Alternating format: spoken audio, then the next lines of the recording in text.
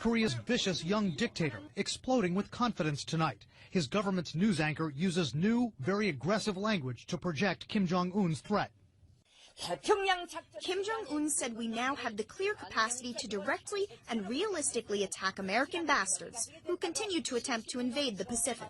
Kim's just tested 2 medium-range ballistic missiles. One failed, but weapons monitors call the other one a partial success because the missile flew 250 miles and even briefly entered space. Saying that he can realistically attack Americans and not just the U.S. in general, that's a new level of threatening language from Kim, right? Yes. The potential for provocation and provocative language is enhanced by Kim by the fact that now he has the technology that goes to match the language. When Kim perfects the so-called Musadon missiles he just tested, experts say he'll be able to strike the Aleutian Islands in Alaska or U.S. military units on Guam. A U.S. intelligence official tells CNN tonight Kim's aggressive language, his celebration of this missile launch, underscores his regime's aspiration to be recognized as a nuclear power.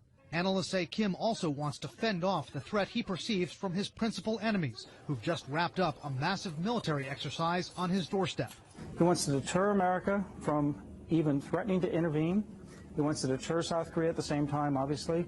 And to do that, he wants to be able to say, I can attack American bases, kill Americans in their beds. Kim's also believed to be toughening up against the U.S., possibly to extort concessions. Any real provocation where he fires one missile off that's with a real warhead does some damage, he'll be decimated. Pyongyang will become essentially a bowl of glass, and I think he knows that. Still, there are tens of thousands of Americans in Kim's line of fire. More than 28,000 American troops are deployed in South Korea. Analysts worry tonight that if Kim tries to provoke South Korea with artillery fire, maybe a commando raid, that a mishap, a miscalculation from Kim's forces could harm those Americans, then we could be in for a dangerous escalation. We are just getting this in. The U.S. officials we are speaking to, Brianna, are telling CNN there was a very serious incident with the Iranian Navy yesterday. Now, this is just one day after that video everyone saw of a different incident. But yesterday, in the northern end of the Arabian Gulf, there was an Iranian fast attack craft that came out into the water and began harassing 2 U.S. Navy ships and a Kuwaiti Navy ship. The Iranians, we are told, were circling the Navy ships. They were coming close. They would not leave. At one point, they came within 200 yards of one of the U.S. Navy patrol craft. The Navy, following standard maritime procedure, tried to call the Iranian ship. They got no answer initially. They fired flares. They did then have, a U.S. official says, a brief radio-to-radio conversation with the Iranians, but still, the Iranians did not leave. At that point, we are told that this U.S. Navy patrol craft, the USS Squall, then made the decision and fired 3 warning shots into the water to warn the Iranians to pay attention and to back off. This is standard maritime procedure for the U.S. Navy. It rarely happens. It has happened in the past, but this is standard procedure when a U.S. Navy ship feels threatened and that threat does not back off. That is really the last resort before you take lethal action. You fire warning shots into the water. So just yesterday, 3 warning shots fired at the Iranians. And this comes one day after that video that we all saw that 4 Iranian ships, again, Revolutionary Guard Corps ships, came out and harassed another U.S. Navy ship. Perhaps the bottom line here is to note that the U.S. believes these Iranian boats belong to the Iranian Revolutionary Guard Corps. This is one of the most militant arms of the security and military services in Iran. This is not the regular Iranian Navy. There is always concern that these maritime forces of Iran that are doing this are not under the central control of the government, and there is always concern that things can get out of hand. The U.S. Navy yesterday taking the action to fire warning shots at the Iranians and tell them to back off. Hey, Amra, those propaganda photos out of North Korea really are remarkable because they reveal a side of the North Korean leader Kim Jong-un we don't normally see, as he was celebrating with his scientists, projecting so much confidence that he feels he has finally perfected this missile technology capable of delivering a nuclear warhead to his enemies, including the United States. Rising rising from the waters off the eastern Korean peninsula, an ominous new threat from North Korea, the successful test firing of submarine-launched ballistic missile Hukguk-song, meaning Polaris, the North Star. A weapon North Korean leader Kim Jong-Un says puts the U.S. and its allies within striking range of a nuclear attack.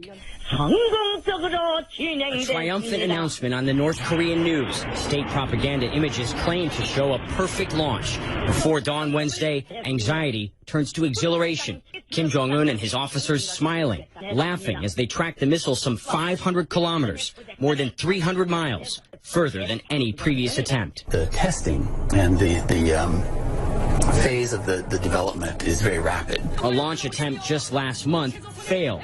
A missile fired 4 months ago in April traveled just 30 kilometers, around 18 miles.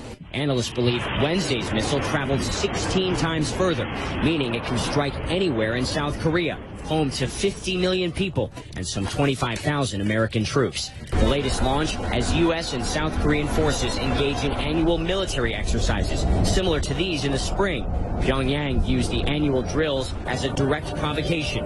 Troy University professor Daniel Pinkston says war games are vital to keep the peace. Looking at North Korea's capabilities, their development programs for weapons of mass destruction and their delivery systems, the shrill rhetoric that comes out of Pyongyang, their objectives are very clear. North Korean weapons development continues at a breakneck pace, despite nearly universal condemnation and unprecedented international sanctions. They will allocate resources from other areas and devote it to the missile and nuclear programs. Kim Jong-un called Wednesday's before dawn launch the greatest success and victory. Feeling the intense pressure to succeed, one officer appears overcome with tears of joy, or perhaps relief.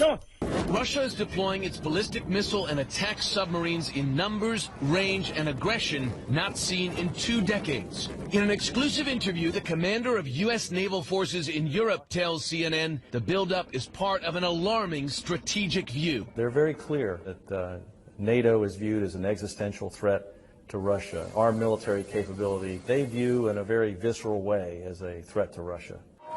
Adding to U.S. concern, Russia is deploying new submarines that are harder for U.S. naval forces to track and detect. Following years and billions of dollars in investment, they are quieter, better armed, and have a greater range of operation. The submarines that we're seeing are much more stealthy. They're acoustically quieter.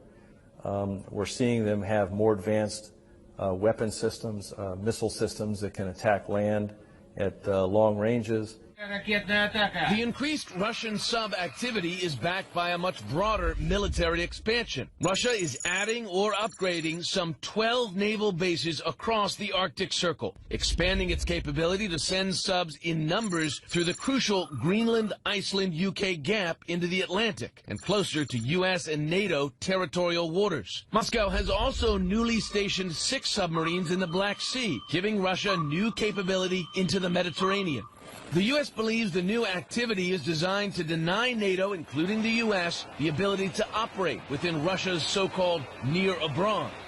Increasingly alarmed by Russia's new sub-deployments, the U.S. and its NATO allies are launching new training exercises in anti-sub warfare and deploying new systems, including the P-8 Poseidon. These are sonar buoys dropped into the water to track submarines. The plane can be equipped with torpedoes to destroy those submarines.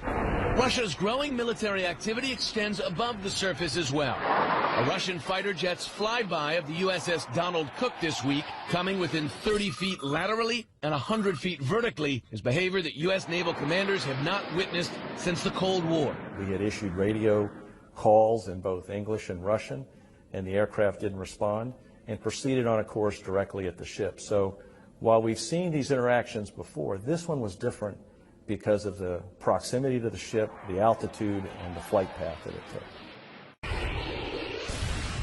These are the big guns of Russia's modern army. The Iskander-M missile system seen launching a cruise missile during a carefully choreographed training exercise in April. And yet this is not NATO's biggest fear. Last year, President Putin announced more than 40 new missiles would be added to Russia's nuclear arsenal, prompting concerns in Washington of a new Cold War.